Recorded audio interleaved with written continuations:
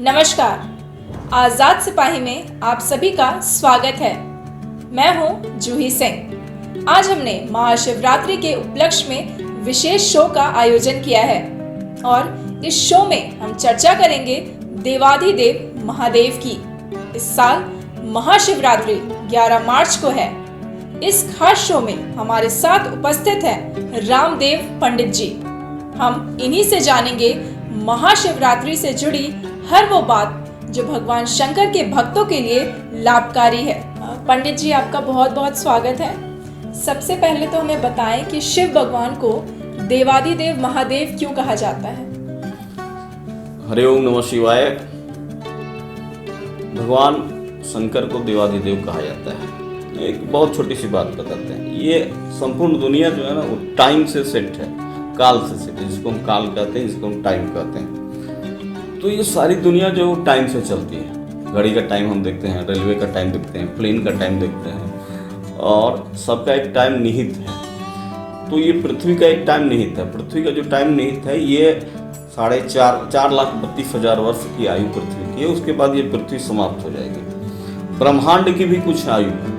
तो ब्रह्मांड की आयु जो है वो कुछ खरब वर्ष है। अभी हम लोग लगभग, जैसा वैज्ञानिकों ने कहा, उसके अनुसार जो है हम लगभग 17 अरब वर्ष पार किए हैं। ये अनुमान है वैज्ञानिकों का, ये ऑथेंटिक नहीं है। हम अभी ब्रह्मांड की आयु अभी तक 17 अरब कुछ वर्ष पार किए हैं। तो इसमें भी कंट्रोवर्सी है। किसी ने कहा 18, किसी ने कहा 20, किसी ने कहा 14। चलिए मान लेते हैं 17। तो ये आयु जो निहित है, ब्रह्मांड की आयु निहित है, संपूर्ण दुनिया की आयु निहित है, संपूर्ण जगत की आयु निहित है। अब हम अगर सनातन में जब हम देखते हैं तो सनातन में बात आती है ब्रह्मा की। ब्रह्मा जो है वह क्रिएटर्स हैं। ब्रह्मा जो है प्रजापति हैं। ब्रह्मा जो है वह मनुष्यों के निर्माता है। तो ब्रह्मा की जब बात आती है, आप इसको हर जगह सुने होंगे, तो ब्रह्मा की बात आती है। ब्रह्मा जो क्रिएटर्स हैं उनकी भी एक आयु है। हमारे यहाँ जो कुछ भी है, जो भी देखेंगे, इंद्र हैं, चाहे मनु हैं, ब्रह्मा हैं, सबकी एक निश्चित आयु है। उसके बाद फिर उनका जो है वह बदलाव होता है। फिर उस पद पर कोई दूसरा व्यक्ति जाता है। जैसे लोकतंत्र की व्यवस्था है, ये एक निहित है। 5 साल के लिए लोकतंत्र का राष्ट्रपति चुना जाता है, जहाँ प्रधानमंत्री वहाँ प्रधानमंत्री चुना जाता है।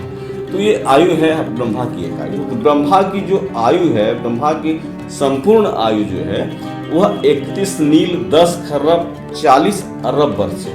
ब्रह्मा की संपूर्ण आयु। जैसे मनुष्य की एक आयु मान लें कि 1,20,000 वर्ष है। तो ब्रह्मा की आयु जो है, वह उम्र जो है, ब्रह्मा का जो एज है वो 31 नील 10 खरब और 40 अरब वर्ष जो मनुष्य का है। ये मानवीय बता रहे हैं हम। तो मनुष्य की आयु 120 वर्ष होती है, चाहे 100 वर्ष की होती है। तो इस तरह एक दिन जो है, यह ब्रह्मा का जो है संपूर्ण आयु होता है। संपूर्ण पूरी आयु ब्रह्मा इतने दिन तक, एक ब्रह्मा जो है वह जीवित रहते हैं। 31 नील 10 अरब 40 खरब वर्ष। और ये मानव जो है, मानव मनुष्य का जो है, ये मनुष्य का वर्ष है। मनुष्य के वर्ष के अनुसार हम लोग 365 दिन को एक वर्ष मानते हैं। तो 365 दिन को एक वर्ष मानते हैं। 365 इंटू 31 नील 10 खरब 40 अरब जोड़ लीजिए, उतना दिन हो जाया करेगा। कैलकुलेटर भी कैलकुलेट नहीं कर पाएगा। ये ब्रह्मा की पूर्ण आयु, ठीक है। अब ये ब्रह्मा की जब पूर्ण आयु है, इतनी आयु ब्रह्मा की जब संपूर्ण होती है, उतनी आयु जो है विष्णु भगवान का एक दिन है, ठीक है। विष्णु भगवान का एक दिन है। अब फिर उसको आप देखें, 31 नील 10 खरब 40 अरब इंटू 365 दिन, तो उसको दिन में ट्रांसफर हो जाएगा। ये जो है वो एक दिन है केवल किसका? विष्णु भगवान का। अब जो है विष्णु भगवान का जो एक दिन पूर्ण आयु है और एक दिन है, तो विष्णु भगवान का जो पूर्ण आयु होता है वह जो है वह शिव का एक दिन होता है, ठीक है। अब कैलकुलेटर काम नहीं करेगा हमारे यहाँ।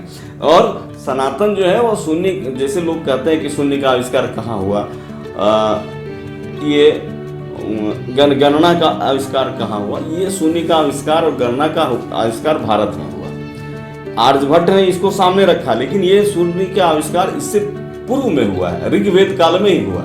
ये सारे संख्या गणना का आविष्कार जो है वो ऋग्वेद काल में हुआ। हालांकि लोगों ने कहा कि टॉलमी ने ये अलबरूनी जब आया भारत, तो अलबरूनी भारत से आकर के उसने जो है वो अरब वाले ने गणना का आविष्कार किया। गणना का आविष्कार अगर अरब वाले ने किया तो हमारी गणना तो यह ऋग्वैदिक काल की है। ऋग्वैदिक काल के वेद यह कह रहा है कि ये आयु हमारी ब्रह्मा की है।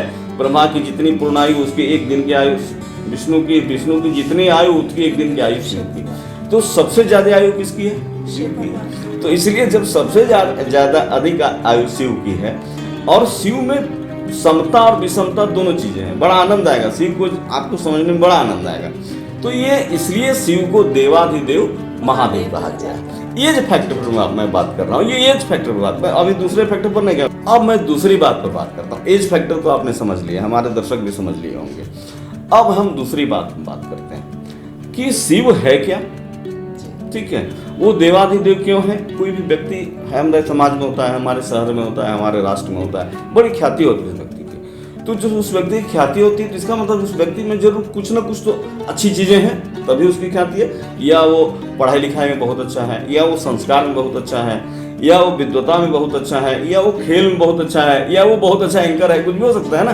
तो उसकी एक विशेषता है। तो शिव की भी यही एक विशेषता है। शिव की विशेषता देवाधिदेव के हैं, हमारे जितने देवता हैं वो सभी स्वर्ग में निवास करते हैं। विष्णु लोक में वैकुंठ में भगवान निवास करते हैं, भगवान विष्णु। कहीं चर्चा है कि वह जो है वह क्षीर सागर में समुद्र में निवास करते हैं। ब्रह्मा जी जो है वो ब्रह्मलोक में निवास करते हैं। लेकिन शिव जो है वह पृथ्वी पर निवास करते हैं, हिमालय पर्वत पर निवास करते हैं। कहने का मतलब है कि व्यक्ति को गिरता कौन है?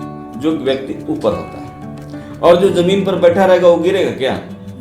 भगवान शिव जो है उन्होंने कहा कि नहीं, हमको कहीं किसी लोक में नहीं रहना, हमको ये पृथ्वी लोक में रहना है भाई। तो वो अब तक पृथ्वी लोक में, अब पृथ्वी लोक में वही वो कैलाश पर्वत पर विराजमान है। आज भी कई ऐसी कथाएं हैं कि कैलाश पर्वत, जो कैलाश भारत और चाइना के अंदर में है, अभी भी लोग कथाएं कहते हैं कि आप जहाँ कैलाश है उस कैलाश में 4 बजे सुबह आप वहाँ नहीं रह सकते हैं, वहाँ रखा नहीं जाता है। चाइना सरकार और भारत सरकार के बीच में जो जाते हैं दर्शन करने के लिए उनको हटा लिया जाता है। वो इतना भयंकर वहाँ बर्फीला तूफान आता है, उसमें वहाँ कुछ विशेष तरह के ध्वनि उच्चरित होते हैं सुबह प्रातः काल में। तो हमारी यह मान्यता है, हमारी सनातन की मान्यता है, भगवान शंकर का वास जो है वह हिमालय पर्वत पर है। उसके बाद अब है मंदिर में, हम अपने मंदिर में भगवान को बैठा लेते हैं, सामूहिक मंदिर में भगवान को बैठा लेते हैं। 12 ज्योतिर्लिंग हैं हमारे यहाँ, बहुत सारे मंदिर हैं। तो भगवान शिव निवास कहाँ करते हैं? पृथ्वी पर, हिमालय पर्वत पर निवास करते हैं, स्वर्ग में नहीं करते हैं, बहुत ऊपर ऊंचे नहीं करते हैं। इसलिए व्यक्ति जो नीचे रहेगा वो कभी नहीं गिरेगा, व्यक्ति जो ऊपर रहेगा वो गिरेगा। तो ये सब कुछ होते हुए भी शिव जो है, उसके बाद शिव क्या है? शिव जो है वो साम्यवाद के प्रथम देवता है। देवाधिदेव कहने का मतलब साम्यवाद के प्रथम देवता। कम्युनिज्म कुछ नहीं, कम्युनिज्म आज आप पढ़ते हैं, चाहे कम्युनिज्म वो जर्मनी का हो, चाहे रशिया का हो, चाहे चाइना का हो। शिव को के बारे में छोटी बात मैं आपसे बताता हूँ। शिव के बारे में देखिए, शिव क्या है? शिव के साथ कौन है? तो प्रेत है, भूत है, ठीक है। किसी का आधा गर्दन कटा हुआ है, किसी का हाथ कटा हुआ है, किसी का पैर कटा हुआ है, कोई लंगड़ा है, कोई दिव्यांग है, कोई कुछ है, कोई कुछ है। वो सारे शिव के मित्र हैं, जिसको दुनिया ने किनारे कर दिया। भूत से हम डरते हैं, ठीक है, जिसको दुनिया ने किनारे कर दिया, शिव ने उसको अपना लिया। शिव की महिमा देखिए। तो आपको महान होने के लिए, देवाधिदेव होने के लिए, अच्छे होने के लिए आपको समाज में सभी लोगों को साथ लेकर के चलना पड़ेगा। उसमें छाटा नहीं है कि ये दिव्यांग है तो हमारे कोई लायक नहीं है, ये प्रेत है। प्रेत का मतलब हम ये प्रेत मतलब घोस्ट नहीं मान लें, प्रेत है तो ये बात नहीं मान लें। तो भगवान शिव जो है वह कैलाश में विराजमान है, पृथ्वी पर विराजमान है। और इनके सहचर जो हैं, इनके साथ फ्रेंड्स जो हैं, सहचर जो हैं, इनके सहयोगी जो हैं, वो सभी लोग हैं। जब देखेंगे इनके, अब तो चर्चा चल ही रही है, अभी और चर्चा चलेगी। प्रेत तो से क्या तात्पर्य, किस तरह के प्रेत? प्रेत देखिए हमारे यहाँ क्या होता है कि प्रेत की अवधारणा सनातन में भी है, और प्रेत की अवधारणा इस्लाम में भी है, और प्रेत की अवधारणा ईसाई में भी है, ठीक है। प्रेत की अवधारणा यहूदियों में भी है। तो प्रेत क्या है? प्रेत है कि व्यक्ति मर गया और एक्सीडेंटल मर गया, उसकी एक आयु, चूंकि वो सब तय किया हुआ ईश्वर का, ऐसा कुछ नहीं कि वो मर गया तो हमारे कहने से मर गया, हमने तंत्र किया। मैं पूरी बात स्पष्ट कहता हूँ। कई लोग कहते हैं कि फलाना ने तंत्र कर दिया गुरु जी तो वो मर गया। मैं तंत्र में हूँ, लेकिन मैं तंत्र की उन विधाओं पर हूँ कि सब व्यक्ति को अपने कर्म से होता है। तो किसी की अकाल मृत्यु हो गई, अकाल मृत्यु हो गई, हमको जीने की इच्छा है 100 साल, मान लीजिए 100 साल, और हमारी मृत्यु 50 साल में हो जाती है, ठीक है। तो पता चला कि हमारी बीवी जो है वो, हमारी पत्नी जो है वो घर में है, उस बच्चा को उसका कैसे लालन पालन होगा, बच्चे हमारे पढ़ रहे हैं उसका लालन पालन कैसे होगा, जो कुछ भी है, मेरी माता मेरे पीछे है उसका लालन पालन क्या होगा। तो हमने फाइनल तो नहीं किया, उन लोगों को जो देना था, जो लिस्ट उनको पूरा करना था, उनकी जो आवश्यकता पूरी करनी थी वो हम तो नहीं कर पाए, और हमारी मृत्यु हो गई, अचानक एक्सीडेंटल मृत्यु हो गई हमारी। तो हमारी मृत्यु हो गई तो शरीर तो समाप्त हो गया, ये शरीर तो कपड़ा है, ये इस कपड़े की तरह ये शरीर है, ये फिर बदलेगा। आत्मा तो मरती नहीं, आत्मा तो इमॉर्टल है, और आत्मा जो है वो चेतन, आत्मा जो है वो चेतन है, वो आदि काल से है और अंत काल तक रहेगा, आत्मा मरती नहीं। तो आत्मा में चेतना तो है, ठीक है, शरीर नहीं है हमारे पास। तो आत्मा में जब चेतना है, तो जब आत्मा शरीर से निकल गया, अब वो दूसरे शरीर में जा नहीं सकता है। तो चूंकि जितने शरीर हैं वो ब्लॉक है हमारे साथ, जितने बाकी शेष शरीर, हो सकता है कि मेरी आत्मा निकले और आपके शरीर में जाना चाहे, तो आपका शरीर तो ब्लॉक है, बाहर से नहीं है, दूसरी आत्मा नहीं जा सकती है, फलाने व्यक्ति की आत्मा में हमारी आत्मा नहीं जा सकती, वो आत्मा भटकेगी। और जब उसमें चेतना है तो वो चिंतन करेगा कि भाई अब हम कुछ नहीं कर सकता है, वो केवल रोने के अलावा कुछ नहीं कर सकता है। मैं हमारी पत्नी को मैंने सड़क पर छोड़ करके आया, परिवार को मैंने रास्ते में छोड़ करके आया, हमारे बच्चे जो हैं अब कैसे जीवन यापन करेंगे। तो वो जो मोक्ष उसको नहीं मिली, जो मुक्ति नहीं मिली उसको, ये जो लालसा उसके मन में रह गया, ये लालसा मृत्यु के बाद भी उसके मन में रह गई।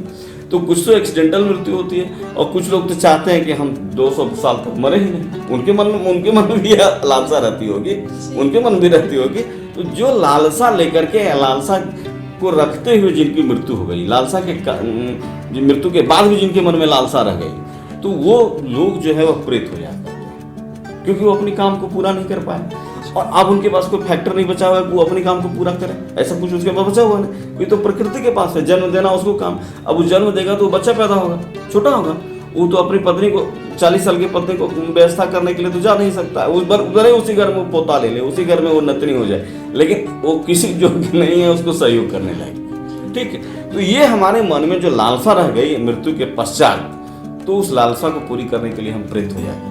तो शिव ने कहा कि जो जितना कुछ है सब मेरे पास से ले आओ। तो एक अच्छा जो होता है, मुखिया होता है, जो नेता होता है, उसका एक काम है कि सबको समेट करके चलना, और जो सबको समेट करके चलता है वही महान हो सकता है। शिव की यह गरिमा है कि शिव के बारे में आपको एक बात बताता हूँ। शिवरात्रि पर चर्चा है, शिवरात्रि पर चर्चा है। तो शिवरात्रि के दिन में कहा जाता है कि भगवान शिव का विवाह आज ही के दिन में हुआ था, ठीक है, महाशिवरात्रि के दिन में। लेकिन भगवान शंकर का मिलन, पार्वती और शंकर का जो मिलन है वो प्रथम मिलन, सभी पुराणों को अगर आप पढ़ेंगे तो आप लोग एक व्रत करती हैं, तीज, हरतालिका तीज, हरतालिका के तीज के दिन भगवान शंकर और पार्वती का प्रथम मिलन हुआ था। और मैं एक बात और बता दूं, अभी हमारे समाज में बड़ी गड़बड़ियां भी आई।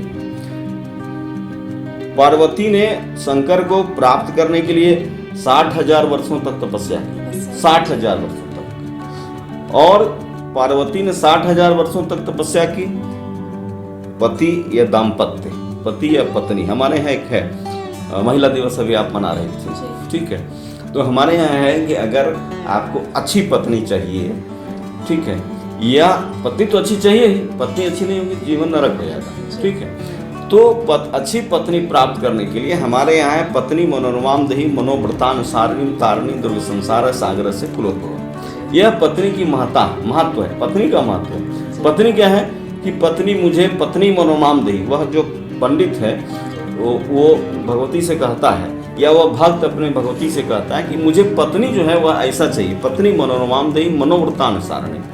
पत्नी हमको सुंदर देना, सुंदर मतलब मनोरम देना, मनोरम देना जिसको देख करके हम प्रसन्न हो जाया करें, पत्नी मनोरमाम देही। उसके पीछे बहुत सारे फैक्टर, उसकी सुंदरता है, उसकी काबिलियत है, उसके चातुर्य हैं, उसकी महानता है, जो कि पत्नी मनोरमाम देही मनोव्रतानुसार, एक मनोरमा हो गया। दूसरा, हमारे मन के वृत्ति को हरण करने वाली। तो मन में हमारे बहुत सारे बात आते हैं, बहुत सारे बात आते हैं, तो हमारे मन में बहुत सारे बात अच्छे भी बात आते हैं। तो जब हमारे मन में अच्छी बात है, हमारी पत्नी उस बात को समझ जाए कि भाई ये चाहिए हमारे पति को, तो मनोव्रतानुसार मन के सारे आवृत्त जो है आकांक्षाएं हैं उसको पूरा करने वाली हो, ठीक है। मनोव्रतानुसारणी। उसके बाद तीसरी लाइन सबसे बड़ी लाइन है, तारणी दुर्ग संसार। पत्नी जो है वह संसार रूपी यह दुर्ग जो है यह संसार है। तुलसी ने बहुत अच्छी बात कहा। तुलसी ने एक व्यक्ति ने कहा कि महाराज बताइए यह परिवार कैसा है। तुलसी को पूछा तो तुलसी ने कहा गृह कारज नाना जंजाला। तुलसी ने कहा कि घर में गृहस्थी में नाना जंजाल है। नाना मतलब अनेक प्रकार का, इन्फिनिटिव प्रॉब्लम है।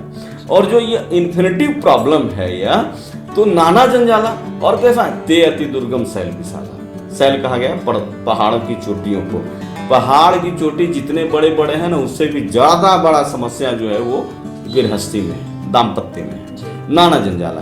तो यहाँ का मनोव्रतानुसार तारणी दुर्ग संसार है और हमको इस संसार से पार कर दे, तार दे, तरण कर दे, भव सागर से पार लगा दे। तारणी दुर्ग संसार सागर से कुलोद्भव। और ये संसार रूपी सागर जो है, ये जो संसार रूपी सागर जो दुख है, समस्याएं हैं हमारे आम जीवन में, गृहस्थी जीवन में है, तो इससे वह ऐसी पत्नी मिले जो हमको यहाँ से बाहर निकाल दे। ये पत्नी का महात्म है। अब बताइए इससे ज्यादा कोई महात्म है कहीं?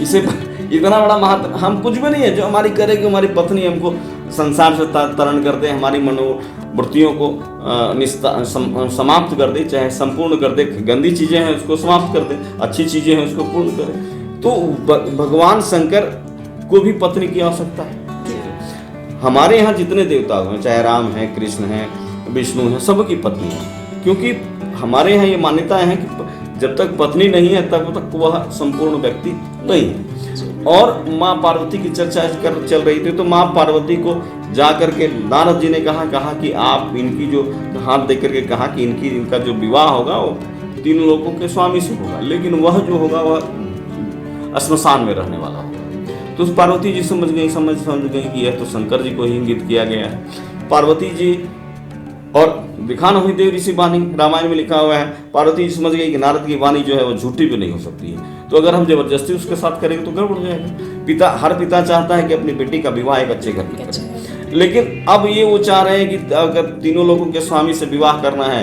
तो 3 लोगों के 3 स्वामी हुए, ब्रह्मा जी हुए, विष्णु जी हुए और शंकर जी हुए। तो ब्रह्मा जी वृद्ध हैं, ब्राह्मण हैं, उनको तो करने नहीं है। शंकर जी श्मशानवासी हैं, इस शंकर जी श्मशानवासी की तरफ इंगित किया जा रहा है। और लेकिन हम अपने बेटी के ब्याह अगर विष्णु भगवान से करते तो ज्यादा अच्छा होता। हर पिता, हर माता सदैव यही चाहता है। मजबूरियां जो भी हो वर्तमान काल में या जिस काल में जो मजबूरियां हो, लेकिन माता पिता हित चाहता है। लेकिन पार्वती ने कहा कि नहीं, जो कह रहे हैं नारद वही सत्य होगा। इसलिए वो घने जंगलों में चले गई। 60,000 वर्ष तक तपस्या की। 60,000 वर्ष तक तपस्या करके वो मिट्टी का शिव बना करके पार्थिव पूजन किया।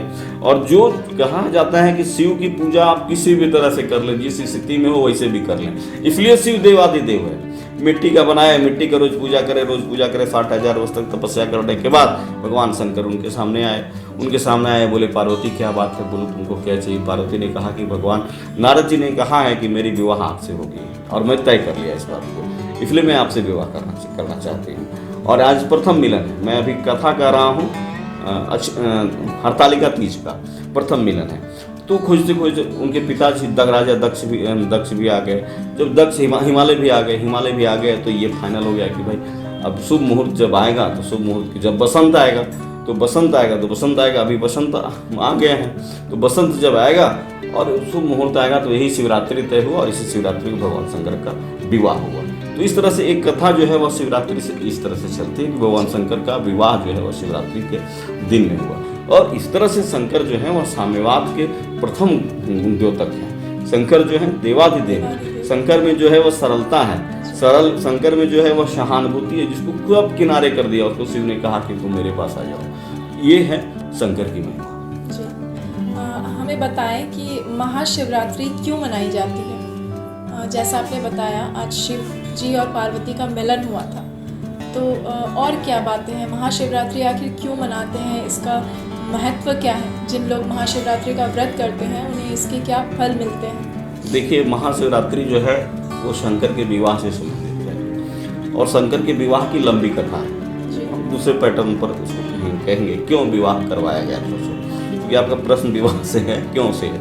तो क्यों का मतलब है कि यह जो है भगवान शंकर का विवाह इस दिन हुआ था। बसंत जो है, अभी बसंत होता है, बसंत में जो है वह प्रकृति जो है वह खिल जाया करती है, प्रकृति खिल जाया करती है, पौधे नए नए अंकुर, नए नए किस्ले। साहित्य के लिए बसंत जो है बहुत अच्छा ऋतु माना जाता है। और श्रृंगार रस के लिए जो है वह बसंत बहुत अच्छा ऋतु माना जाता है, साहित्य और श्रृंगार के लिए। भगवान शंकर से जुड़ी कोई विशेष कहानी या पुराणों में जिक्र कोई ऐसी कथा जो आप शिव भक्तों को सुनाना चाहेंगे? अब हम बात करते हैं भगवान शंकर के विवाह का। भगवान शंकर के विवाह इसी दिन हुआ। उसके बाद कथाओं में जो है वो कोई चर्चा नहीं मिली, जो है सभी पुराणों को आप पढ़ेंगे, कोई चर्चा नहीं। एक कथा है इसमें, एक कथा है। लोग पूजा करते थे, तो जो करते थे उन लोगों पर बहुत ज्यादा कहीं चर्चा नहीं आई। एक कथा आई, एक व्याधा था और घनघोर जंगल में वो चला गया। और घनघोर जंगल में जब वह व्याधा चला गया तो उसको रात हो गई। और यही जो था वह महाशिवरात्रि की तिथि थी। क्योंकि हमारे यहाँ जो तिथि होती है ना, कोई पर्व त्यौहार होता है, उसके तिथि मिलना चाहिए और नक्षत्र मिलना चाहिए, ये दो मिलना चाहिए। ये दोनों तिथि जो है वह सूर्य से संबंधित है, नक्षत्र जो है वह चंद्रमा से संबंधित है।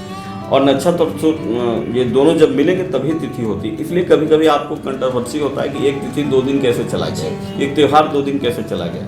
वो यही है कि हम सूर्य और चंद्रमा को बैलेंस करते हैं। अब दोनों गतिमान है, तो इनके बैलेंसिंग में थोड़ा सा प्रॉब्लम तो होगा ही, फिक्स तो नहीं है। केवल इस्लाम जो है वो केवल चंद्रमा को लेकर के चल रहा है, ईसाई जो है वह केवल सूर्य को लेकर चल रहा है। लेकिन हमने बैलेंस किया कि हमको सुबह शाम दोनों रोशनी देते हैं, तो हमको दोनों को साथ लेकर चलना। इसलिए आपको कहीं कंट्रोवर्सी हर त्यौहार में होता होगा कि 2 दिन हो गया, तो आरोप पंडितों पर आता है 2 दिन, लेकिन ये मैथमेटिक्स है।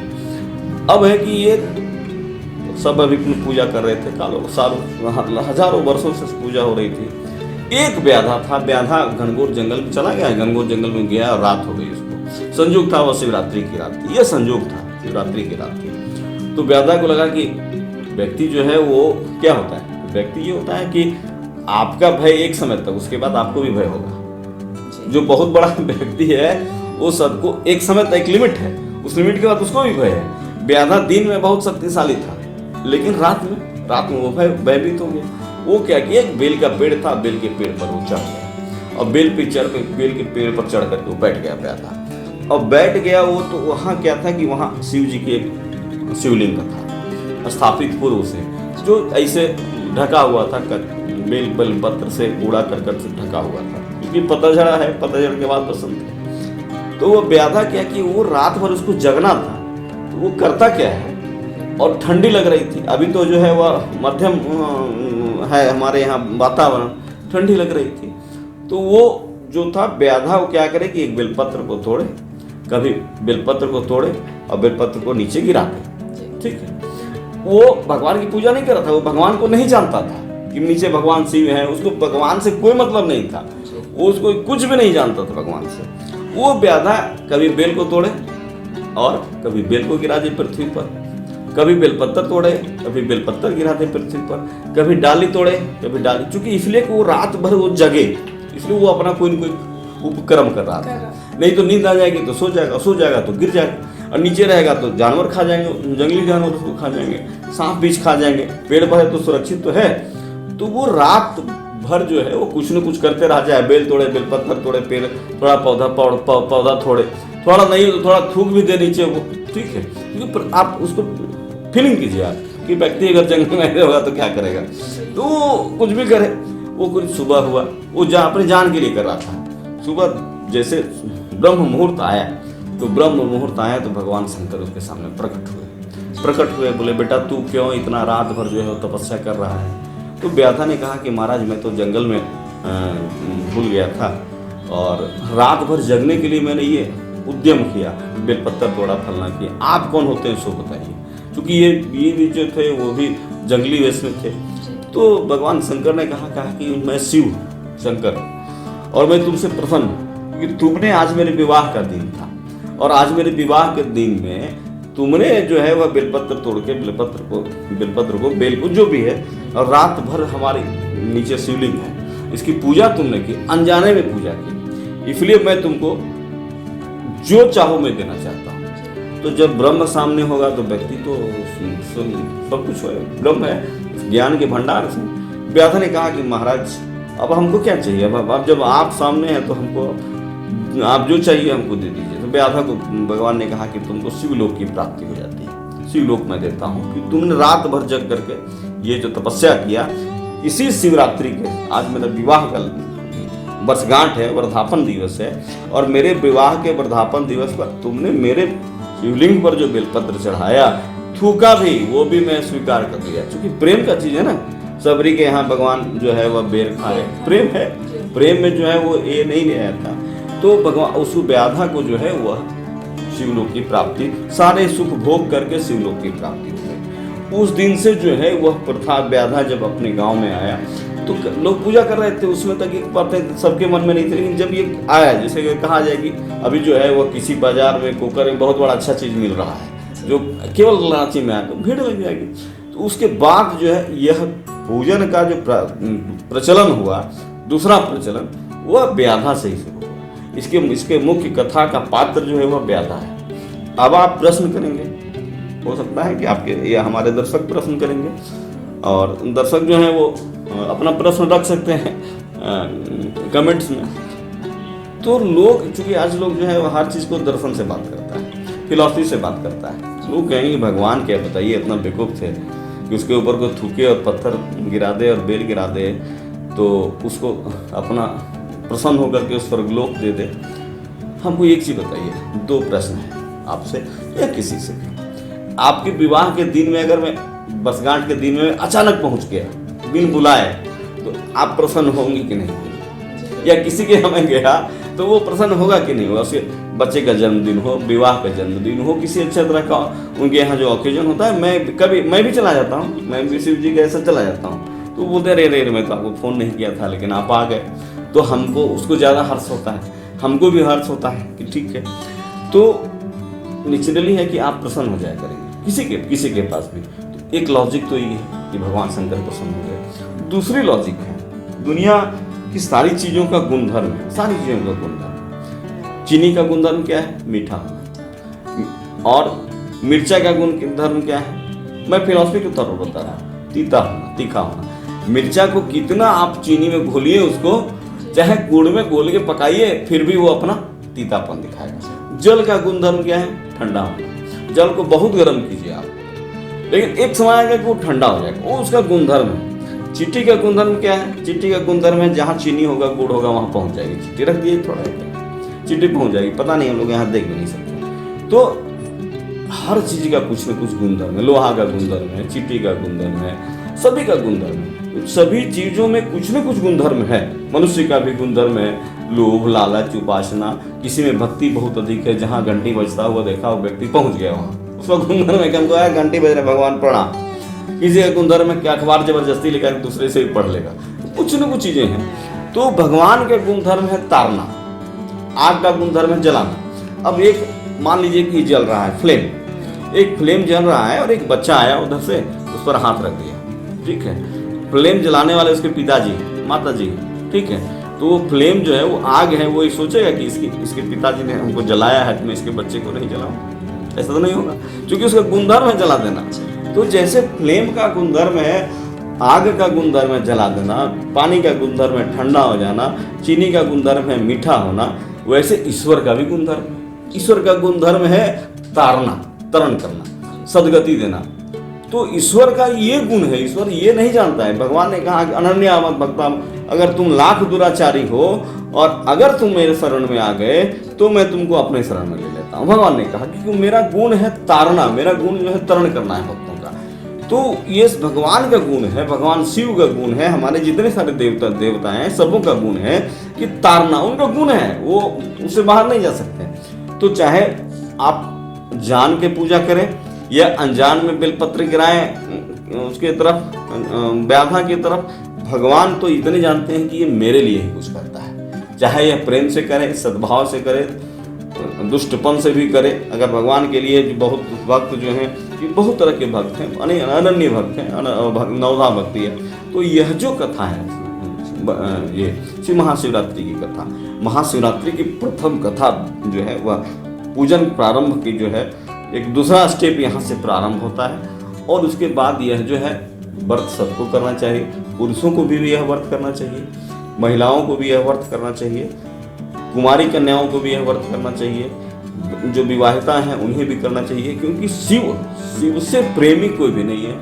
शिव से सरल कुछ भी नहीं है, और शिव से सुगम कोई देवता नहीं। इस बार की महाशिवरात्रि खास मानी जा रही है, क्या खास है इस बार की महाशिवरात्रि में? देखिए, शिवरात्रि तो हर साल आता है जी। 365 दिन 60 दिन में शिवरात्रि आएगा ही। इस बार की शिवरात्रि क्यों खास है, तो आप देखिए कि अभी जो है वह बृहस्पति जो है वह मकर राशि पर गोचर कर रहा है। वह मकर राशि जो है वह नीच राशि है बृहस्पति की, और वहीं शनि भी गोचर कर रहा है, वो अपना शनि का अपना घर है।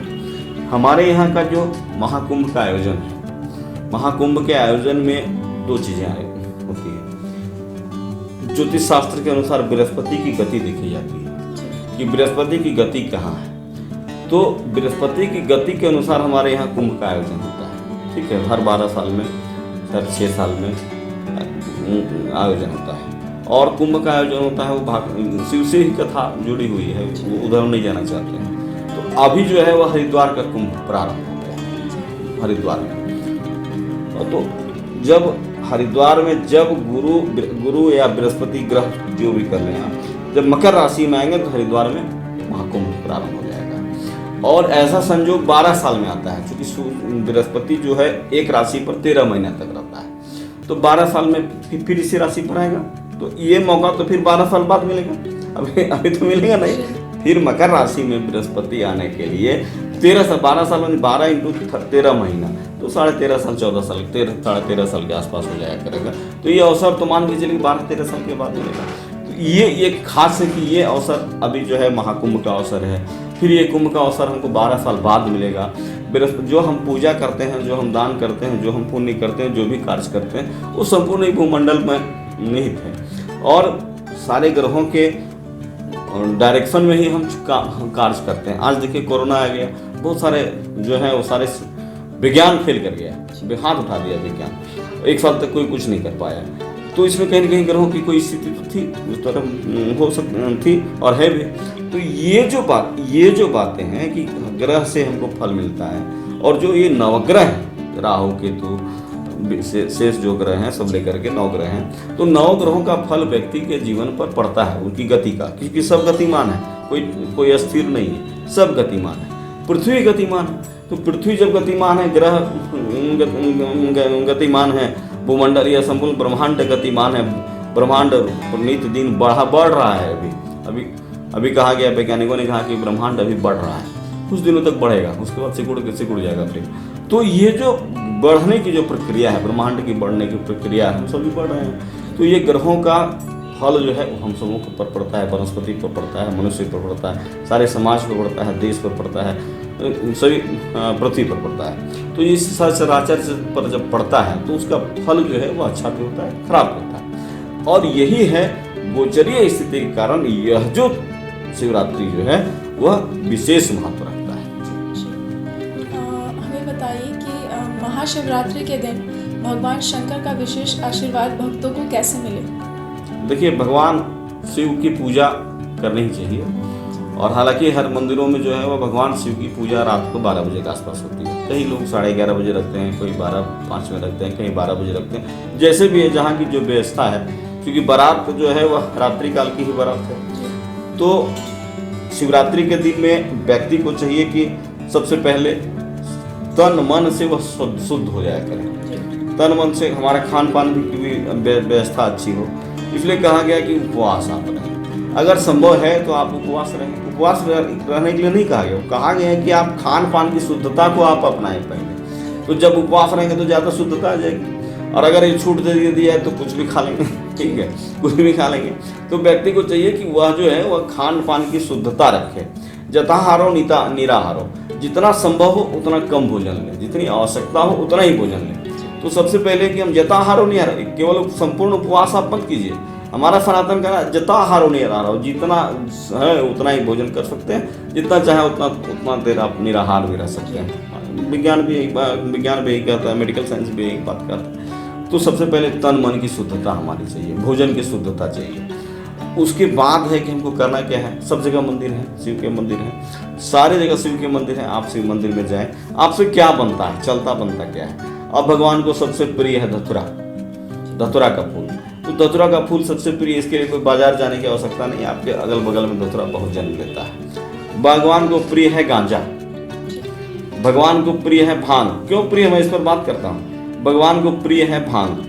तो आपको जो मिलता है, मैं ये नहीं कहता हूँ कि गांजा है, भांग है, धतूरा है, अकवन है, सफ़ेद अकवन है, लाल अकवन है। झारखंड में लाल अकवन ज़्यादा है और बिहार में की मिट्टी में सफ़ेद अकवन ज़्यादा होता है। अकवन का फूल है, उसके बाद कनेर का फूल है, बेलपत्र है। तो ये सब जो भी है, जो आपको मिल पाते हैं, अभी बाजार में शहर में जो है वो ये सब नहीं मिल पाते हैं। गेंदा का फूल बहुत चढ़ता है, ठीक है, गेंदा का फूल है, गुलाब है, जो कुछ भी है वो भगवान को फूल पुष्प अर्पित करें, भगवान को सजाएं। आप समझे कि आज है मेरी शादी है, ठीक है, तो जब आप समझेंगे कि आज मेरी शादी है तो भगवान ईश्वर की शादी संपन्न हो जाया करेगी। तो पहले तो ये हमको समझना है कि ये मेरी शादी है, हम उस शादी में शरीक हो रहे हैं। तो भगवान शंकर की मंदिर में जाएं, ये आपके घर मंदिर जहाँ बना हुआ है वहाँ जाएं, उनके लिए जो फूल वगैरह मिलता है वो चढ़ाएं। फल वगैरह में जो है वो जो मौसमी फल उपलब्ध हमारे यहाँ है, सभी तरह के फल उनको चढ़ता है भगवान शंकर को। उसके बाद मिठाइयाँ जो संभव हो आपके यहाँ, उस तरह की मिठाइयाँ आप चढ़ा सकते हैं। तो इस तरह से फल, मिठाई, धूप, वनस्पति, अगरबत्ती दिखाइए उनको। अगरबत्ती नहीं हो तो थोड़ा सा घी जला करके भगवान को दिखा दिया कि जैसे कि आजकल जो है वह तो केमिकल्स बहुत सारे आ रहे हैं, तो केमिकल से हम कोई गड़बड़ नहीं करें। और शुद्ध घी का दीपक जलाएं, बाजार का घी का दीपक नहीं है। बाजार में जो घी आ रहा है वो तो पूजा का घी कह के आता है, वो डालडा से भी बेहद खराब है। शुद्ध घी का दीपक अगर आप जलाते हैं, उसका वैज्ञानिक कारण है। एक घी जो है एक जो दीपक है वो 10 ग्राम घी लेता है उसके गर्भ में, और 10 ग्राम घी अगर शुद्ध गाय का घी जलता है तो आपके यहाँ जो है वो 1 टन ऑक्सीजन निर्माण करता है वह शुद्ध 10 ग्राम घी। तो इस तरह से वो क्या होगा, जब घी वहाँ जलेगा तो उसकी शुद्धता से वातावरण हमारी शुद्ध हो जाया करेगी, और जब वातावरण शुद्ध हो जाया करेगा तो हम जहाँ रहेंगे वहाँ की स्थिति हमारी जो है वह पोटेंशियल एनर्जी पैदा करती है, हमको धनात्मक ऊर्जा पैदा होगी जहाँ। तो इस तरह से जो है भगवान के मंदिर में जाएं, संभव हो आपको गाना भजन आता है, भजन गाएं, भोजपुरी भजन आता है, क्योंकि वह भी भक्ति है। कोई जन भक्ति के कई स्वरूप हैं, कोई फूल लेकर के जा रहा है, कोई जल चढ़ा रहा है भगवान पर, कोई बेलपत्र चढ़ा रहा है, कोई गांजा भांग चढ़ा रहा है, कोई भजन गा रहा है, कोई मिठाई चढ़ा रहा है। तो जो भी हो, जिसमें जिस भक्ति के अनुसार, नवधा भक्ति, 9 तरह की भक्ति, कोई चिंतन मनन कर रहा है, हरे राम हरे कृष्ण कृष्ण हरे हरे बोले शिव, यह भी एक भक्ति है। तो ये 9 भक्ति में जो है भगवान के नाम का चिंतन करना, भगवान के नाम का स्मरण करना, भगवान को पत्रम पुष्पम फल जल मेवा चढ़ाना। तो इस तरह से भगवान को अगर संभव हो तो आप गंगा जल जरूर चढ़ाएं भगवान शिव को। गंगा जल नहीं हो तो जल तो जरूर चढ़ाएं। जल है, रुद्राभिषेक अगर संभव है तो मंदिर में जा करके जहाँ भी व्यवस्था होती है आप भगवान का रुद्राभिषेक करते हैं, क्योंकि भगवान को जल चढ़ाने से प्रसन्नता मिलती है। यही तो एक देवता है कि इनके लिए कोई बहुत ज़्यादा आवश्यकता नहीं है, जो आपको मिलता है वो चढ़ा दीजिए। जल क्यों चढ़ाया जाता है? जल इसलिए चढ़ाया जाता है, मैं बहुत सारगर्भित बात आपसे करता हूँ। जल इसलिए चढ़ाया जाता है कि भगवान शंकर जब समुद्र मंथन हुआ, ये 6ठे मनवंतर की बात है, तो जब समुद्र मंथन हुआ तो समुद्र मंथन में विष निकला, और विष निकला तो विष सब बांट लिया, लोग जितना भी था सभी लोग बांट लिए, देवता दानव मिल करके बांट लिए। यह जब अमृत बांटने की बात हुई तब भी देवता दानव मिल करके बांट लिए। जैसे अभी राजनीति में कैसे बांटा जाता है, सब पार्टी सत्ता लेना होता है तो सब एक में आ जाता है। तो जब लाभ लेना हो ना, राजनीतिक अगर देखने हैं तो हिंदू सनातन शास्त्र को पढ़िए। सारी पृथ्वी जो है वह जलामय हो गई, पृथ्वी की सारी एनर्जी समाप्त हो गई और समुद्र के अंदर चला गया। तो जब समुद्र के अंदर चला गया तो सभी देवता दानव निर्बल हो गए, कमजोर हो गए। सभी मिल करके बोले ब्रह्मा जी से कि क्या किया है। ब्रह्मा जी ने कहा कि सब तो समुद्र के अंदर चला गया है, तो उसको मंथन करके निकालो। तो जब मंथन निकाल, दोनों मिल गए, दोनों पक्ष विपक्ष दोनों मिल गए। वर्तमान राजनीति और पौराणिक बात को मैं बता रहा हूँ, पक्ष विपक्ष लाभ लेने के लिए एक के साथ मिल गए। तो समुद्र का मंथन किया दोनों मिल करके। जब समुद्र का मंथन किया तो उसमें 14 रत्न निकले। लक्ष्मी भी उसी में आई, वारुणी भी उसी में आई, रावत हाथी भी उसी में आया। सब लोगों ने अपना अपना बांट लिया 14 रत्न। एक जो था वो जहर था उसमें। तो जहर कौन ले भगवान भाई? तो जहर तो भगवान शंकर लेंगे, क्योंकि जहर पृथ्वी पर गिरेगा तो पृथ्वी समाप्त हो जाएगी। अब पृथ्वी समाप्त हो जाएगी तो भगवान शंकर को जहर दिया गया। शंकर बोलेगी सीता शोक हलाहल जाता। भगवान शंकर जो है वो सभी के शोक को पीने वाले हैं। तो उस समय पृथ्वी का शोक क्या था? वो जहर गिरता तो सब बराबर हो जाता, सब फिर जल जाता। तो उसमें पक्ष विपक्ष दोनों साथ हो गए। अब पक्ष विपक्ष दोनों साथ हो गए। भगवान शंकर दोनों ने कहा कि महाराज दोनों की बात मान लिए, देवताओं का भी बात मान लिया, राक्षसों का भी बात मान लिया, आप ही पी जाइए। भगवान शंकर पी गए। इसलिए देवताओं को भी भगवान शंकर प्रिय हैं और राक्षसों को भी भगवान शंकर दोनों का जीवन रक्षण किया है। तो पी गए, तो ये पी गए, तिनका नीलकंठ हो, ये गला जो है वो नीला हो गया। जहर जो है वो नीला हो जाता है, नीला हो गया, ये गला नीला हो गया उनका। जब गला नीला हो गया तो इसलिए वो जलन होती है, जहर पीने से जलन होता है। तो इसलिए भगवान शंकर को इसी प्रतीकात्मक रूप से उनका जो नीला हो गया और जलन पैदा होता है। कोई भी आदमी पिएगा तो लोग क्या करते हैं, जहर लोग खाता है तो बोले पानी डालो इसके सर पर, थोड़ा ठंडा हो जाएगा। थोड़ा सा जो ऐसा कुछ डालो कि थोड़ा वॉमिटिंग करके निकाले। अब वॉमिटिंग करके निकाला जा नहीं सकता, जहर तो जहर है, पूरी पृथ्वी प्रलय हो जाया करती। तो भगवान को यही ब्रेक करना था, इसलिए वो नीला हो गया। तो ये जो जलन को समाप्त करने के लिए इसलिए भक्त जो है भगवान शंकर पर जल चढ़ाया। यही जल की महिमा है। इसलिए भगवान शंकर पर जो है वो आप एक बूंद भी जल चढ़ाते हैं, लेकिन चढ़ाएं भगवान शंकर पर जल। भगवान शंकर प्रसन्न हो जाया करते हैं। क्योंकि उसी तरह जैसे लोगों को लगता है आप मेरे लिए आपने इतना काम किया, तो भगवान शंकर को भी लगता है मन के मेरे लिए जल लेकर के एक भक्त आया, तो भगवान को जल चढ़ाना चाहिए। और जो सामर्थ्य है उसे आप अपने सामर्थ्य से कम भी नहीं करनी चाहिए, सामर्थ्य बहुत ज़्यादा भी नहीं करना चाहिए। जो सामर्थ्य है उसके अनुसार भगवान का रुद्राभिषेक, भजन, भोजन, भंडारा, गरीबों का, दलितों को, गरीबों को जो है उनके लिए भोजन भंडारा की भी व्यवस्था शिवरात्रि के और शिवरात्रि के दूसरे दिन करनी चाहिए। पंडित जी हमें बताएं, सबसे पहले महाशिवरात्रि क्यों मनाई जाती है, इसका महत्व क्या है? महाशिवरात्रि का महत्व जो है वह काफ़ी महत्व है। महत्व है स्त्रियों के लिए, बच्चों के लिए, विद्यार्थियों के लिए, विवाहिता स्त्री के लिए, कुमारी के लिए, पुरुष के लिए। क्योंकि सचराचर जगत की आकांक्षा है, संपूर्ण जगत की कुछ न कुछ आकांक्षाएं हैं जो भी लोग हैं। अब उस आकांक्षा को पूरी कौन कर सकता है? मनुष्य कर सकता है, बाकी जीव तो नहीं कर सकते। 84,000 योनि नहीं कर सकते। हमको कई चीज़ें की आवश्यकता है, धन की आवश्यकता है, ऐश्वर्य की आवश्यकता है, वैभव की आवश्यकता है, संतान की आवश्यकता है, सुंदरता की आवश्यकता है, बहुत सारी चीज़ें हैं। अनंत इन्फिनिटी मांग है हमारी, मांग जो है वह अनंत है, आवश्यकता हमारी अनंत है। तो जब आवश्यकता हमारी अनंत है और इन आवश्यकताओं की पूर्ति इस संपूर्ण ब्रह्मांड में जो है वह एक एनर्जी करता है, एक पावर करता है। और यह पावर जो है वह हम भगवान के रूप में समझते हैं, ठीक है, ईश्वर के रूप में समझते हैं। और मैंने कहा कि भगवान शंकर जो है वह देवाधिदेव क्यों कहे गए, ठीक है। इतने टाइम पीरियड के वो मालिक अकेले हैं, जिसको गणना नहीं कर सकते हैं हम। दूसरी चीज़ है कि सबकी सब आवश्यकता, हमारी अपनी आवश्यकता है, ठीक है। जो व्यक्ति का उम्र जब बढ़ जाया करता है तो उसकी आवश्यकता उसको धर्म होता है। बच्चे का आवश्यकता है विद्या होता है। कुमारी की आवश्यकता है सफल दाम्पत्य होना, प्रेम होना। गृहस्थ की आवश्यकता है कि बाल बच्चे सारे पढ़े लिखे। तो जिनकी जो आवश्यकता है उनकी उन आवश्यकताओं की पूर्ति के लिए सबसे सरल जो उपाय है वो भगवान शंकर का विवाह महाशिवरात्रि का व्रत है। ये व्रत कौन कौन कर सकते हैं? इस व्रत को सारे लोग कर सकते हैं। इस व्रत को अगर कुमारी कन्या करती है तो उसको अच्छे वर की प्राप्ति हो जाया करेगी। अगर विवाहिता करती है तो दाम्पत्य प्रेम जो है वह बना रहेगा। अगर पुरुष करता है उसके दाम्पत्य प्रेम जो है वह बने रहेंगे। अगर विद्यार्थी करता है उसको ज्ञान की प्राप्ति होती है, उसको भक्ति की प्राप्ति होती है, उसको ऐश्वर्य की प्राप्ति होती है। जो देवाधिदेव है वह तो सब कुछ देगा ना, उसके पास सब कुछ है। उसके बाद अब इसकी पूजा संत जो लोग भी करते हैं, जो गृहस्थ नहीं है, तो उनको मुक्ति चाहिए। मुक्ति ईश्वर देने वाला है। तो आप इसमें चाहे भुक्ति की आवश्यकता हो चाहे मुक्ति की आवश्यकता हो, शिव भगवान सारे शिव कष्टों जो है के भुक्ति निवारक और हैं। मुक्ति दोनों देने वाले हैं। और आप जिस कामना से करेंगे भगवान का पूजा, मैंने कहा कि ये कुछ चीज़ें प्रसाद हैं, इनको आप जो भी है भगवान को अर्पित करें, और भगवान को अर्पित करके हाँ संभव हो तो महाशिवरात्रि के दिन में 4 पहर की पूजा करें, रात्रि जागरण का। क्योंकि रात्रि जागरण में विवाह में लोग जगते हैं रात भर, डांस चलता है, बेले चलता है, क्या क्या नहीं चलता है। तो भगवान शंकर के लिए भी जगे, ये समझे कि विवाह आज केवल आप शिवरात्रि न मनाएं। रात्रि पूजा किस तरह कर सकते हैं? सिर्फ जग के उनके भजन गाने हैं या जिनको जो आता है, जिसको भजन आता है वो भजन गाए, जी। जिसको लगता है हम राम राम जपे तो राम राम जपे। ओम नमः शिवाय सबसे बड़ा मंत्र है, ओम नमः शिवाय। इस मंत्र के लिए कोई ज़्यादा आवश्यकता नहीं है।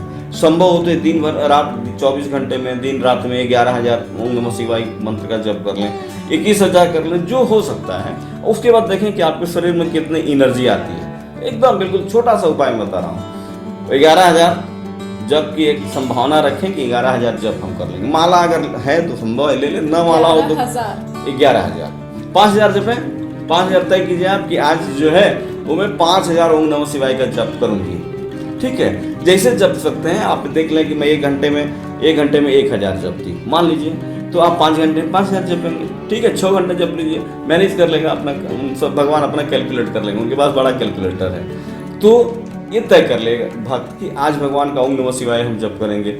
जिसके पास गन्ना है, कतारी है, फल है, वो जाकर के मंदिर में चढ़ावे। जिसके पास दूध दही है वो रुद्राभिषेक करे। तो आप ऐसे भी जप सकते हैं। जिसके पास, अब जो रोगी व्यक्ति अभी हॉस्पिटल में पड़ा हुआ वो क्या करेगा?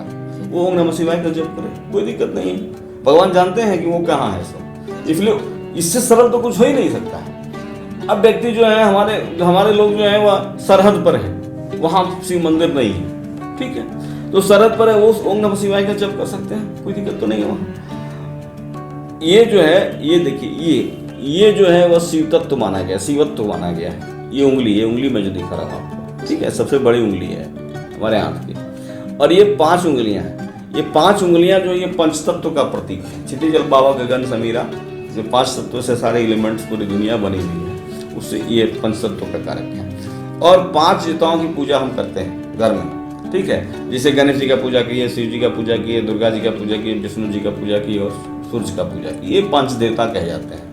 तो ये जो 5 देवता की पूजा हम करते हैं, ये पंचतत्व को बैलेंस करते हैं हम संपूर्ण ब्रह्मांड में। और जब पंचतत्व बैलेंस हो जाएगा इस घर के लिए, तो इसका वास्तु ठीक हो जाएगा। पंचतत्व जब बैलेंस हो जाएगा हमारे शरीर के लिए, तो हमारी शरीर सदैव निरोग रहेगी। डॉक्टर्स भी यही कहते हैं कि पंचतत्व को बैलेंस करें। बहुत ज़्यादा जल नहीं हो जाए आपके शरीर में, बहुत कम भी जल नहीं हो जाए, बहुत ज़्यादा अग्नि नहीं हो जाए, बहुत कम अग्नि भी नहीं हो जाए। तो ये पंचतत्व का बैलेंस जो है, ये यही 5 तत्व हैं, ये पंचतत्व है। तो ये पंचतत्व जो है, पंचतत्व की हम 5 देवताओं की पूजा करते हैं, पंचतत्व की पूजा करते हैं, पंचतत्व को बैलेंस करने की कामना करते हैं। और ये जो है वो शिव तत्व है हमारा, ये शिव तत्व है। तो जो व्यक्ति रोगी हॉस्पिटल में पड़ा हुआ है, मंदिर जाने वाले तो जा सकते हैं, वो इस पर भी जल चढ़ा के ओम नमः शिवाय कह करके जल चढ़ा करके शिव की आराधना कर सकते हैं। आप जिस भी अवस्था में हो, आप शिव भगवान का ध्यान कर सकते हैं, उनकी पूजा कर सकते हैं। जी पंडित जी, मुझे ये जानना है कि कहा जाता है कि शिव भगवान पे चढ़ा हुआ फल नहीं खाना चाहिए, तो ऐसा क्या है, मतलब क्यों नहीं खाना चाहिए? देखिए, शिव भगवान पर चढ़ा हुआ फल खाना चाहिए और नहीं भी खाना चाहिए। दो बात। खाना क्यों चाहिए? ये खाना, नर्मदेश्वर जो शिवलिंग है, नर्मदेश्वर शिवलिंग जो है वह नर्मदा नदी में ही पाए जाते हैं। और वो नर्मदा नदी में जो है, नर्मदा जो है वह 3,500 किलोमीटर चलती है। कहाँ से? तो यहाँ अनूपपुर है छत्तीसगढ़ में, शहडोल अनूपपुर से निकलती है, अंबिकापुर से 100 किलोमीटर आगे, और चली जाती है कहाँ? सरदार सरोवर जहाँ बने हुए हैं अभी, जो सबसे बड़ी स्टैचू बनी है, वहाँ चली जाती है। पूरे मध्य प्रदेश छत्तीसगढ़ में घूम करके जाती है। लेकिन नर्मदा में जो महेश्वर है, अभी ओंकारेश्वर से लगभग 70 किलोमीटर दूर, तो महेश्वर के वो 50-100 किलोमीटर का जो क्षेत्र है, वहीं नर्मदेश्वर पत्थर पाया जाता है और नर्मदा नदी में ही पाया जाता है। नर्मदा को भगवान शंकर का आशीर्वाद है। नर्मदा भगवान शंकर की मुँह बोली बेटी है। तो भगवान शंकर ने नर्मदा को आशीर्वाद दिया कि तुम्हारे जल में जो भी पत्थर पाया जाएगा वो शिव स्वरूप होगा, और इसको ला करके इसकी पूजा करनी चाहिए, इसको प्रतिष्ठा करने की कोई आवश्यकता नहीं है। और इस शिवलिंग पर चढ़ा हुआ जो भी फल होगा, मिठाई प्रसाद होगा, वह व्यक्ति खा सकता है। ठीक है। अन्य शिवलिंगों पर चढ़ा हुआ प्रसाद व्यक्ति को नहीं खानी चाहिए। क्यों नहीं खानी चाहिए? इसलिए नहीं खानी चाहिए कि जो शिवलिंग है, ये मान लीजिए शिवलिंग का आकार है, आप इसको मान लीजिए शिवलिंग का आकार है, ये शिवलिंग का आकार है, आप ऐसे समझ लें, ये शिवलिंग का आकार है, ये इसका अर्घा है। ठीक है। यहाँ जो है मूले ब्रह्मा, यहाँ जो है ब्रह्मा निवास करते हैं शिवलिंग में। उसके बाद जो अर्घा घूम रहा है चक्र, जो जहाँ से पेडस्टल जो है, वहाँ विष्णु निवास करते हैं। अर्घा के ऊपर में जो है वह पार्वती जी का निवास है। ठीक है। अर्घा समझ रही है, अर्घा के ऊपर है पार्वती जी का नाम। और सबसे जो चोटी है, यह जो चोटी, जो अर्घा का चोटी, लास्ट चोटी होगा ना, उस पर शिव का वास है। लेकिन हम संपूर्ण शिवलिंग को शिव ही कहते हैं। ठीक है। संपूर्ण शिवलिंग को हम शिव ही कहते हैं। एक बात, मैं बाहर जा रहा हूँ, इसलिए शिव के पूजन से सभी देवता प्रसन्न हो जाएगा। भाई मैं पूछने वाली थी, इसका मतलब कि शिव भगवान पे जल दिया मतलब सारे भगवान सभी देवता प्रसन्न हो गए। उसके बाद आपके प्रश्न से थोड़ा मैं बाहर जा रहा हूँ, मैं दूंगा। जैसे है कि हम रुद्री का पाठ करें, रुद्राभिषेक किया जाए, तो रुद्राभिषेक क्या है? ठीक है। रुद्राभिषेक में 8 अध्याय, रुद्रा अष्ट अध्याय कहा जाता है उसको, 8 अध्याय, 8 अध्याय और एक और अध्याय शांति अध्याय, शांति पाठ है, 9 अध्याय, लेकिन उसको कहा जाता है 8 अष्ट अध्याय।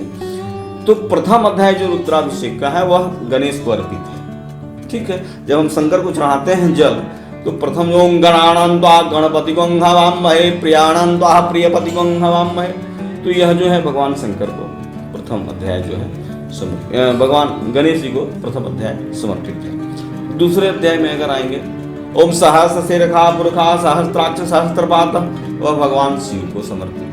ठीक है। तृतीय अध्याय में आएंगे तो वह इंद्र को समर्पित है। इंद्र जो है देवताओं का राजा है, और इंद्र जो है वह ऋग्वैदिक काल के देवता है। शंकर जो है वह रुद्र जो है, ऋग्वेद में रुद्र का चर्चा है, शिव और शंकर की चर्चा नहीं है। रुद्र जो है आदिकाल के देवता है। तो वो तीसरा जो है वह इंद्र की पूजा हो जाती है, देवताओं के राजा की पूजा हो जाती है। चतुर्थ में आएंगे तो चतुर्थ में सूर्य की आराधना है, चतुर्थ अध्याय। पंचम अध्याय पुनः शिव की आराधना है और भूत की आराधना है। भूत मतलब प्रकृति, भूत मतलब घोष नहीं, प्रकृति की आराधना है। छठा अध्याय जो है वह अग्नि की आराधना है। ठीक है। सप्तम अध्याय जो है वह प्रकृति और शिव की आराधना है, क्योंकि प्रकृति और शिव एक ही है। अष्टम अध्याय जो है वह शिव की आराधना है। तो जब हम रुद्राभिषेक करते हैं तो सभी देवताओं का पूजा हो गया कि नहीं हो गया? और सभी ऋग्वैदिक काल के देवता की पूजा हो रही है। ठीक है। ऋग्वैदिक काल के देवता बाद में कई जगह आया, तो ऋग्वैदिक काल के देवताओं की पूजा हो जाया करती है। तो इस तरह से जब हम शिव पर जल चढ़ाते हैं सभी देवता प्रसन्न हो जाया करते हैं। रुद्राभिषेक करते हैं तो सब देवता प्रसन्न हो जाया करते हैं। पंडित जी, ऐसा बोला जाता है कि महाशिवरात्रि के दिन रुद्राभिषेक करने का खास महत्व होता है। देखिए, वो तो वही मैं कह रहा था कि सभी देवताओं का स्मरण होता है उसमें, और वेद मंत्र को पढ़ा जाता है। वेद मंत्र में एनर्जी है, वेद मंत्रों में कैपेसिटी है, बहुत कैपेसिटी है वेद मंत्रों में। तो जो वेद मंत्र हैं, और वेद मंत्र जो है वो ऐसे वेद मंत्र नहीं है, वो सिद्धांत हैं, वो विज्ञान के सिद्धांत हैं, उसमें बहुत सारे विज्ञान के सिद्धांत हैं, फिलॉसफी है सारी उसमें। ऋग्वेद बहुत पहले कह दिया कि पृथ्वी जो है वह अब चक्कर लगाती है अपने अक्ष पर। उसमें विज्ञान है, संपूर्ण विज्ञान है, ऋग्वेद के सारे मंडल से यही कहते हैं। तो इसलिए करना चाहिए कि शिव के साथ सभी देवताओं की पूजा हो जाया करती है। शिव को जल चढ़ाया जाता है, दूध चढ़ाया जाता है, गन्ना का रस चढ़ाया जाता है, तिल का तेल चढ़ाया जाता है, घी चढ़ाया जाता है, मधु चढ़ाया जाता है, और बाकी जो सारी सामग्री है चढ़ाया करते हैं। तो वही बात आपका प्रश्न था कि उस पर चढ़ा हुआ कौन सा फल खाना चाहिए या नहीं खाना चाहिए। तो नर्मदेश्वर शिवलिंग जो है वो उस पर चढ़ा हुआ सारा प्रसाद ग्रहण करना चाहिए, उसमें कोई दोष नहीं है। नर्मदेश्वर, ध्यान दीजिएगा। तो नर्मदेश्वर आजकल मंदिरों में आने लगे हैं। नर्मदेश्वर घर में भी हैं, और जो शिवलिंग है, जैसे ज्योतिर्लिंग जो है, या जो नर्मदेश्वर नहीं है, कहीं जो है वो स्वयंभू लिंग है, स्वयंभू लिंग उसको कहेंगे, जो यहाँ के लोकल पत्थर से बनाया गया, लोकल पत्थर से, उसको स्वयंभू लिंग कहते हैं। तो लोकल पत्थर से बनाया हुआ जो लिंग है, जो अब खुद प्रकट हुए, उसे भी स्वयंभू लिंग कहते हैं। तो उसके जो ऊपर चोटी है, जो मुख्य चोटी है, लास्ट पॉइंट, इंड पॉइंट पर चढ़ाया हुआ कोई भी प्रसाद अन्य शिवलिंगों पर वो प्रसाद नहीं खाना चाहिए। अर्घा पर चढ़ाया हुआ प्रसाद आप खा सकते हैं, अर्घा पर चढ़ाया हुआ प्रसाद आप ले सकते हैं, केवल नर्मदेश्वर को छोड़कर अन्य शिवलिंगों के अर्घा पर चढ़ाया हुआ प्रसाद सारे भक्त खा सकते हैं। और वो जो प्रसाद है ऊपर में लास्ट पॉइंट पर, वो केवल ब्राह्मण ही खा सकता है, यानी तो गौ खा सकती है, क्योंकि उसमें बड़ा एनर्जी होता है। ये जब खड़ा होता है शिवलिंग तो इसमें एनर्जी होती है, इसमें एनर्जी की धारा प्रवाहित होती है, और एनर्जी की धारा प्रवाहित होते ही उसको ब्राह्मण इसलिए खा सकता है। ब्राह्मण जातीय ब्राह्मणपन में बात नहीं करना, क्योंकि जो गायत्री मंत्र का जप करता होगा, जो तीनों संध्या करता होगा, तो सुबह दोपहर शाम जो गायत्री मंत्र का जप करता है, जो सुबह और शाम हवन करता है, धूप का हवन करता है, वही जो है इसकी एनर्जी को पचा सकता है, वही इसकी एनर्जी को बैलेंस कर पाता है। बाकी इसलिए लोग नहीं कर पाते हैं, गृहस्थ हैं, गृहस्थ को मौका नहीं मिलेगा। इसलिए गृहस्थ जो है वह अर्घा पर चढ़ाया हुआ प्रसाद, या नहीं तो ऐसे समर्पित किया हुआ प्रसाद गृहस्थ जो है वह खा सकता है, प्रयोग कर सकता है। पंडित जी में बताइए, महाशिवरात्रि पर शीघ्र विवाह और मनचाहा जीवन साथी पाने का सर्वश्रेष्ठ उपाय क्या है? देखिए, सबसे पहली बात है कि मैं पहली कथा कहा था, एक जो व्याधा वाली कथा है। महाशिवरात्रि पर शीघ्र विवाह की आवश्यकता हो, संतान की आवश्यकता हो, कुछ भी जो आवश्यकता हो, क्योंकि वो तो सब कुछ देने वाला है, सब कुछ है। वो सारी समस्या, कथा तो पहले चली को देवताओं की समस्या को भी निदान करते हैं, और राक्षसों की समस्या को भी निदान करते हैं। 4 पहर जो रात्रि का 4 काल है, सुबह पूजा कीजिए, दिन में पूजा कीजिए, शिवरात्रि के दिन में जो भी है बेलपत्र वगैरह, जो भी गांजा भांग आपको मिलता है, जो उपलब्ध आपके पास है, उसके बाद संध्या समय पूजा कीजिए। ठीक है, संध्या समय जो शाम का अवसर हो, सूर्यास्त के समय, उसके बाद दूसरी पूजा जो है वह 9 बजे 10 बजे से लेकर के 12 बजे रात तक कीजिए। एक जो हो गया शाम को 6 बजे, दूसरा हो गया 9 से 12 बजे, तीसरी पूजा हो गया 12 बजे से 4 बजे, और चौथी पूजा हो गया 4 बजे से सूर्योदय काल। तो ये चारों कालों में जो पूजा रात भर जग करके, उसका एक ही मतलब है रात भर जग करके, जो जिसको जरूरत है, जिसे जो है, जो स्त्री है जो चाहती है कि विवाह हो उसका, वह जो है भगवान शंकर की पूजा बेलपत्र से करे और फूल वगैरह से करे। ठीक है, जो वैराग्य को चाहते हैं, बहुत वैराग्य और मुक्ति भी चाहते हैं, वैराग्य और मुक्ति चाहते हैं, वो जो है वह धतुरा के फूल से पूजा करे। जिसको संतान की आवश्यकता है वो अकवन की पूजा से भगवान को पूजा करे।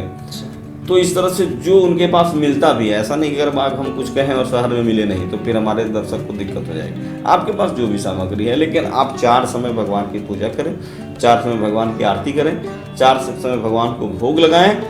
आप देखें, हम लोग फिर मिलेंगे, ठीक है, हम लोग फिर मिलेंगे, मिलते रहेंगे, तो वो हमारे दर्शक देख लें कि उनकी मनोकामना अवश्य पूरी हो जाएगी, लेकिन पूरी रात जागना जी। पूरी रात जागने से मनचाहा जीवन साथी भी मिल जाएगा। तो जिन लोगों को चाहिए वो इस तरह से पूजा कर सकते हैं। महाशिवरात्रि के दिन क्या करें और क्या ना करें? देखिए, महाशिवरात्रि के दिन भगवान शिव की पूजा करें। शिव तो साम्यवाद का द्योतक है, वो कभी बाद में हम उसको कहेंगे कैसे द्योतक है। तो जितना संभव हो दान भी करें, जो गरीब हैं, जिनकी आवश्यकता है, जो गरीब हैं, जो नीडी हैं, उनके लिए, क्योंकि वो शिव तभी प्रसन्न होता है जब वो अपने लोगों को प्रसन्न देखता है। तो हम अपने लोगों को प्रसन्न देखेगा तो प्रसन्न हो जाएगा, क्योंकि वो चराचर जगत में है। तो गरीब लोगों को, गरीबों को, ब्राह्मणों को, जो जैसा नीडी है उसको आप कुछ न कुछ दान करें। बहुत धन संपत्ति है तो हॉस्पिटल में कई लोग हैं जिनकी आवश्यकता है, उनको फल मिठाई दे करके उन्हीं को आप शिव समझ लें, उनके लिए दान करें।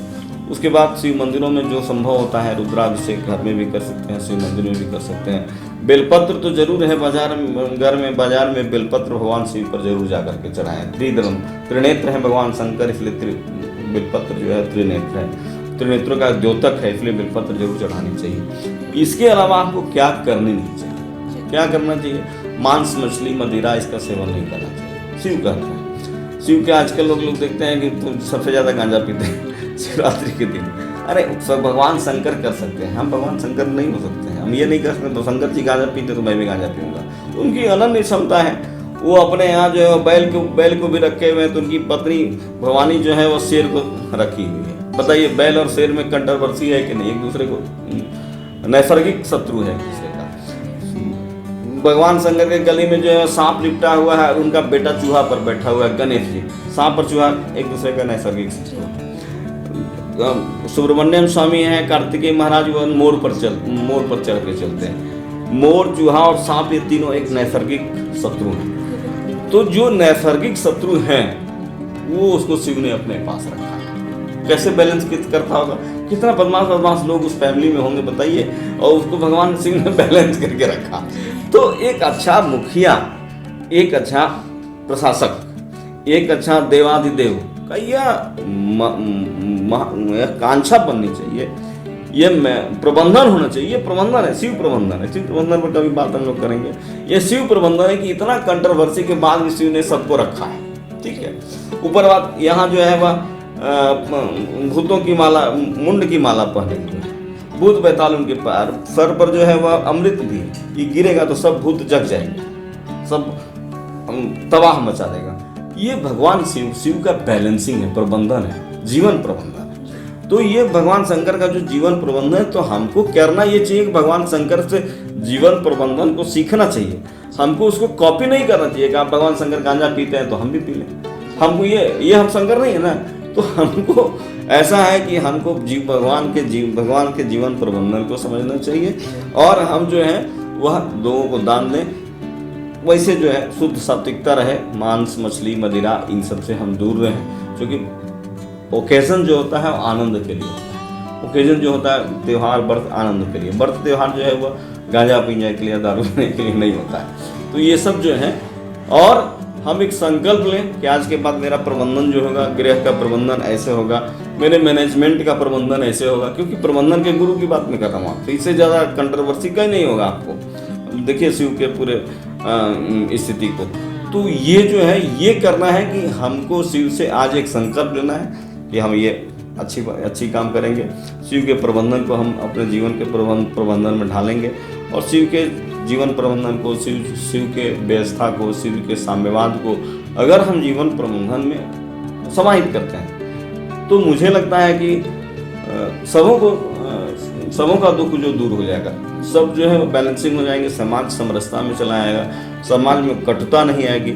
इसलिए हमको जो चाहिए खान पान भी पर भी लगाम रखनी चाहिए। इस दिन क्या भोग लगाएं? देखिए भगवान शंकर को जो है वह सबसे प्रिय जो है वह है बेलपत्र। तो हमने जान लिया जी, बेलपत्र है। ऐसा क्या? बेलपत्र है, गाजर है,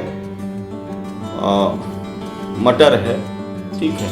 जो फल है, भगवान शंकर तो वन में रहते हैं, तो सबसे वन में तो फल मिलता है, वन में तो फल मिलता है। दूसरी चीज़ है कि फल में अभी तक कोई गड़बड़ियाँ नहीं आई, रासायनिक गड़बड़ियाँ बहुत ज़्यादा नहीं आई है फल में। तो जो सबसे प्रिय है कि पहले फल चढ़ाने की कोशिश करें। चना का झंगरी है, चना का झंगरी भगवान शिव को चढ़ता है, चना की झंगरी चढ़ता है, मटर चढ़ता है, गाजर चढ़ता है, और कई चीज़ें हैं। तो जो आपके पास सामर्थ्य के हैं उसके अनुसार भगवान को मेवा का भोग लगाएं, मिष्टान का भोग लगाएं, कई जो भी चीज़ें हैं आपके पास, नट्स का जो है वो नट भोग लगाएं, जो आपके पास सरलता से जो उपलब्ध हो जाता है वो चढ़ा करके। लेकिन संपूर्ण त्वदेम बस गोविंदो तुभ्यम में समर्पित, तेरा है तुझ तेरा तुझको अर्पण, क्या लागे मेरा, ये समर्पण होना चाहिए।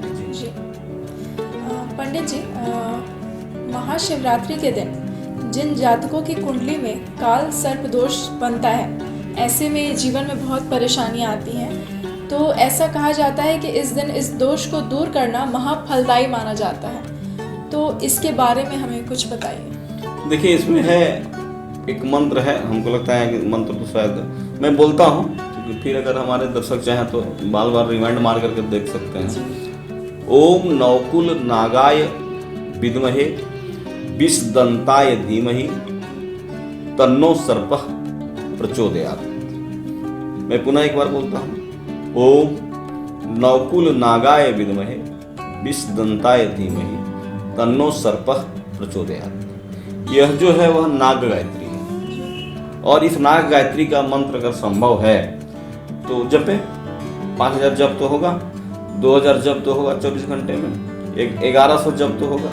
तो इस मंत्र का जप करें। और अगर नहीं हो सकता है, बच्चे हैं, वृद्ध हैं, रोगी हैं, उनका भी ख्याल तो रखना होगा। तो नाग का, तांबा का या चांदी का नाग बाजार से खरीद करके शिव जी के शिवलिंग पर जा करके शिवरात्रि के दिन में चढ़ा दें और प्रार्थना करें कि हमारे जीवन में जो कालसर्प दोष बना है, क्योंकि कालसर्प दोष राहु और केतु के अक्ष में जब सभी ग्रह चले आते हैं तो कालसर्प दोष बनता है। मानिए ये 2 नोड है, ये राहु नोड है, ये केतु नोड है। ये 180 डिग्री पर सदैव रहता है, ये 180 डिग्री पर ही घूमता है, समझे नहीं, ये कम बेसी नहीं होता है ये। तो ये 180 डिग्री पर अभी कालसर्प दोष कुंडली में बनी हुई है।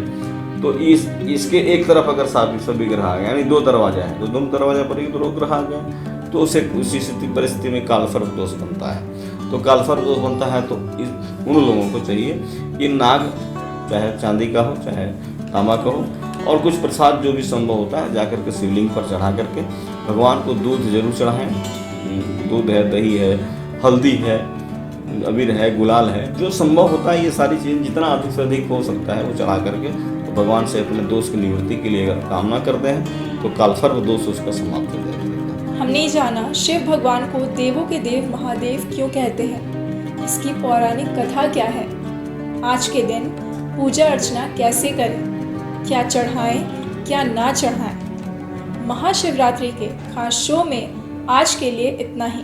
भगवान शिव हमारे सारे कष्टों को दूर करें, इसी मनोकामना के साथ आज हम विदा लेते हैं। आज़ाद सिपाही में बने रहने के लिए धन्यवाद। हमारे इस YouTube चैनल को ज़रूर सब्सक्राइब करें, साथ ही हमारे Facebook पेज को भी लाइक करें।